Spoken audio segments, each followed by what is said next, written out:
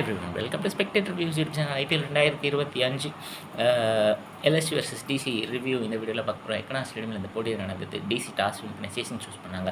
Pitch report பொறுத்த வரைக்கும் pitch நல்லா ஹார்டாக இருந்தது.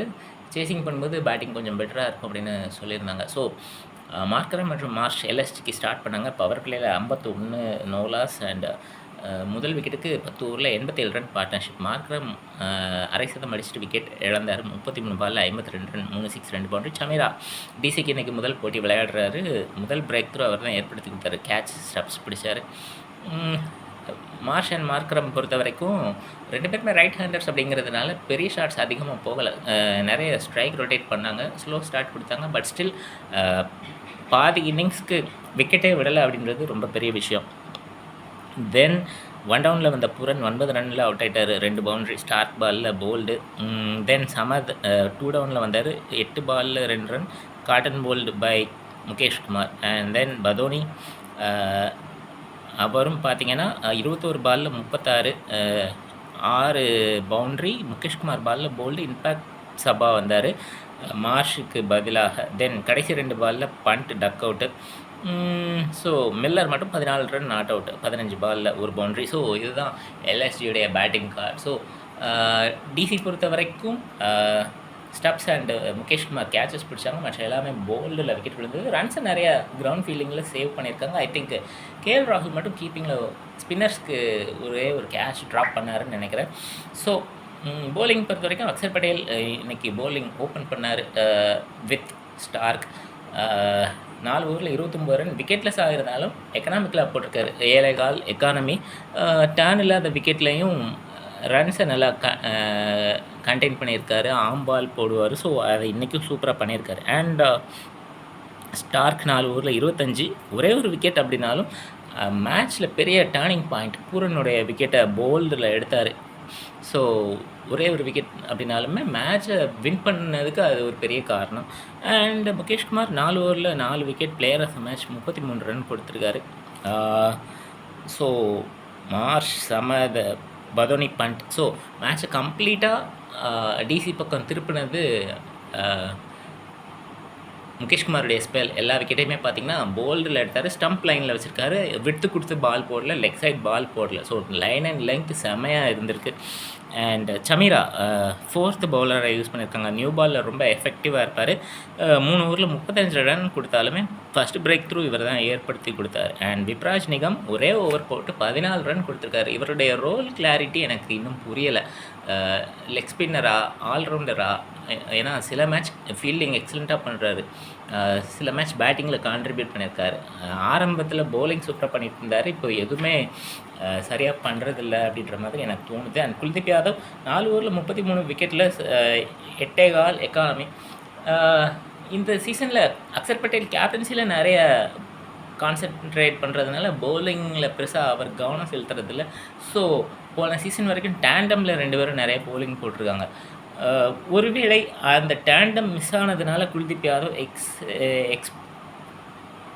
ரொம்ப எக்ஸ்பென்சிவாக இருக்காரோ அப்படின்னு தோணுது. பட் ஒரு இன்டர்நேஷ்னல் கிரிக்கெட்டர் அதெல்லாம் யோசிக்கக்கூடாது.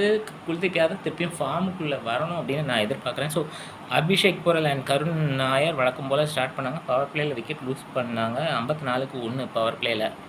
கருண் Nair 15 run out, 1 6 2 boundary. Markram பாலில் bowled. And Abhishek Porel and KL ராகுல் 2வது விக்கெட்டுக்கு 69 ரன் பார்ட்னர்ஷிப், 49 பாலில். அண்ட் கருண் அபிஷேக் பொரலும் பார்த்திங்கன்னா அரை சதம் அடிச்சுட்டு 36 பாலில் அவுட்டு, 1 6 5 பவுண்ட்ரி.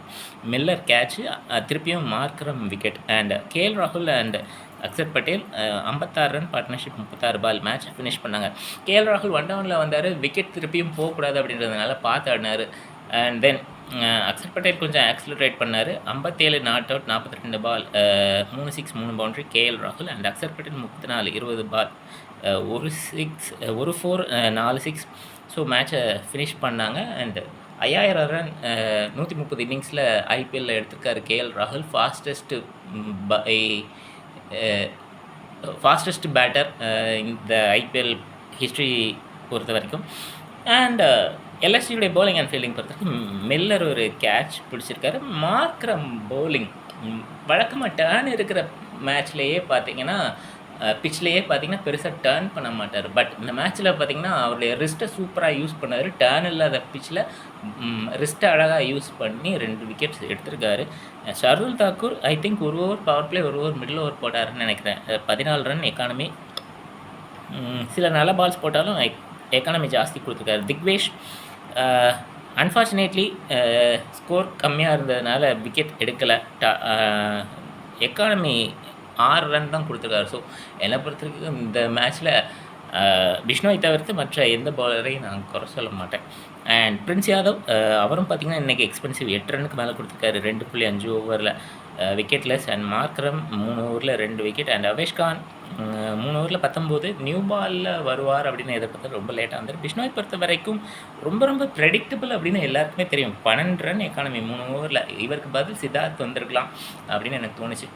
ஸோ பேச வேண்டியதெல்லாம் பேசிட்டேன் அப்படின்னு நினைக்கிறேன். ஸோ டிசி இன்ஃபேக்ட் எல்எஸ்ஜி பொறுத்த வரைக்கும் ஃபஸ்ட்டு விக்கெட் விழுந்த பிறகு பூரன் இன்னைக்கு சர்ப்ரைஸாக ஏர்லியராக விக்கெட் லூஸ் பண்ணார். பூரன் மேலே ஓவர் டிபெண்டன்சி அப்படின்றது இன்றைக்கி பூரன் அவுட் ஆனால் என்ன ஆகும் அப்படின்னு காமிச்சு கொடுத்துருக்காங்க. பண்ட் ஹேண்ட் இன்ஜுரியிலேருந்து இன்னும் ரெக்கவர் ஆகலையா? ஃபினிஷராக வரணும் அப்படின்னா ஏன் இம்பேக்ட் பிளேயருக்கு அப்புறம் ஏன் வந்தார்? ஃபிட்டாக இருந்தால் இன்ஃபேக்ட் ஃபினிஷராக வரதாக இருந்தாலும் இம்பேக்ட் பிளேயருக்கு முன்னாடி வந்திருக்கணும். ஒருவேளை அவர் விட்டதுக்கப்புறம் விக்கெட்டை விட்டதுக்கப்புறம் இம்பேக்ட் பேட்டரை உள்ளே அனுப்பியிருக்கலாம். ஸோ இந்த மாதிரி பேட்டிங்கில் நிறைய கொலாப்ஸ் இருந்தது. பவுலிங் பொறுத்த வரைக்கும் ஃபீல்டிங் பொறுத்த வரைக்கும் குறை சொல்ல முடியாது. ஏன்னா டார்கெட்டே ரொம்ப கம்மி. 190 அடித்தா தான் வின் பண்ண முடியும் இந்த பிச்சில். அண்ட் டிசி பொறுத்த வரைக்கும் பவுலிங் அண்ட் ஃபீல்டிங் எக்ஸலண்ட்டாக இருந்திருக்கு. அண்ட் பேட்டிங் பொறுத்த வரைக்கும் ஓப்பனிங் காம்பினேஷன் இன்னும் செட் ஆகலை. ஸோ பேச வேண்டியதெல்லாம் பேசிட்டேன்னு நினைக்கிறேன். தேங்க்யூ ஸோ மச் ஃபார் வாட்சிங்.